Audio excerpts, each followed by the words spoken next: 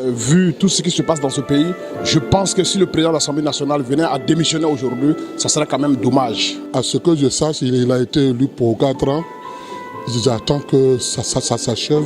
Ce qui est sûr, nous sommes venus, il n'y a pas d'ordre du jour d'abord, mais je ne sais pas ce qu'on va nous dire. Si le président venait de rendre sa démission, vous savez, dans ces derniers temps, nous les députés, on a trop de problèmes.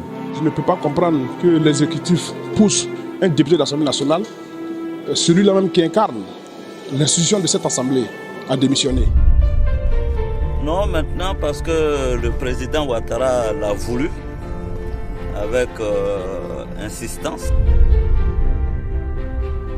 5 janvier, le président m'a reçu à sa demande et a souhaité que je milite au sein du RHDP. J'ai même expliqué au président que j'ai suivi un homme qui s'appelle Alassane Ouattara pour 3 raisons. La première, c'est parce que l'émotion de l'ivoirité, l'homme de gauche que je suis, n'a jamais admis qu'on ségrègue ou qu'on discrimine les citoyens.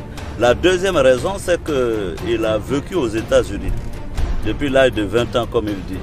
Donc pour moi, il ne pouvait qu'être imprégné, imbibé des valeurs de la démocratie et des libertés. La troisième raison, c'est que c'est un technocrate. Il a fait un PhD en économie. Donc pour moi, il avait un bon CV, le bon CV pour le faire. Monsieur le Président de l'Assemblée nationale. Il m'a dit, alors le congrès était très important et que si je ne me rendais pas au congrès, il serait contraint de me demander de rendre ma démission. Ce que j'ai acquiescé, sans hésitation d'ailleurs. Le 24 janvier, à nouveau le président me convoque. Il me demande à savoir si j'avais changé d'idée.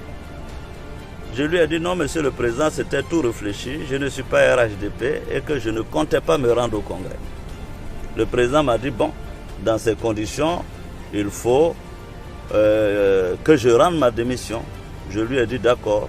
Il ne restait que nous puissions nous mettre d'accord sur une date de démission. Après le congrès, le 27, je peux vous dire que le président m'a appelé en colère en me disant que j'avais fait une démission orale et que par conséquent, il m'enverrait des émissaires.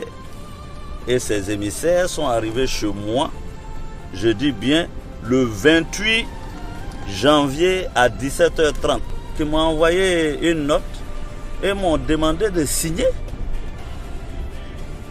ma démission.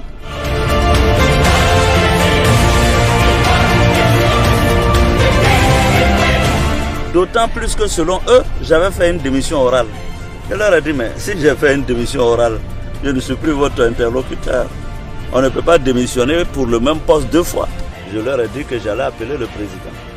Par la suite, j'ai envoyé un courrier au président pour lui dire que je voulais qu'on préserve la dignité de l'institution parlementaire et que si je devais démissionner, je voulais que ça se fasse conformément à la Constitution, c'est-à-dire la convocation de l'actuelle session extraordinaire. Je vous informe, je vais là pour rendre ma démission. On aurait pu attendre l'ouverture de la session ordinaire de l'Assemblée le 1er avril pour que je rende ma démission. Rien ne pressait. Après tout ce que je viens de vous dire, si ce n'est pas de harcèlement, on peut parler d'insistance. Et c'est dommage, c'est triste pour notre démocratie.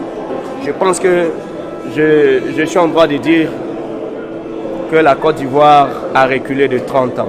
La démocratie a reculé. Mais nous prendrons quand même l'opinion nationale et internationale en témoin de ce qui se passe dans ce pays. Je pense que cette démission, nous avons tous compris, elle est là pour la paix en Côte d'Ivoire. J'ai le sentiment que nous sommes dans un état de non-droit. Parce que la Constitution de la République consacre la séparation des pouvoirs et nous nous rendons compte, et les Ivoiriens sont pris à témoin, que c'est sur injonction du président de la République pour le fait que le président de l'Assemblée nationale a refusé de l'accompagner dans la constitution de son parti RHDP unifié. Parce que sa conviction ne l'y autorise pas. Depuis 2 ans, depuis mai 2017, je me suis préparé à cette éventualité. Parce que si vous vous souvenez bien, le président Ouattara, au cours d'une interview, pour la première fois, m'a appelé jeune homme. Ce n'est pas le mot jeune homme qui m'a choqué, parce que bon, évidemment, le mot jeune homme peut même être affectif. Mais c'est la colère et la rage qui ont entouré le mot jeune homme. C'est ainsi que j'ai dit à mes collaborateurs, le monsieur que j'ai connu dans l'opposition, qui était charmeur, qui était élégant, qui était avec beaucoup de qualificatifs, aujourd'hui devenu président, n'était plus le même. Donc ça ne devrait surprendre personne qu'aujourd'hui, Alassane demande ma démission de la tête du Parlement. Comme disait quelqu'un, on gagne un père, on perd un père.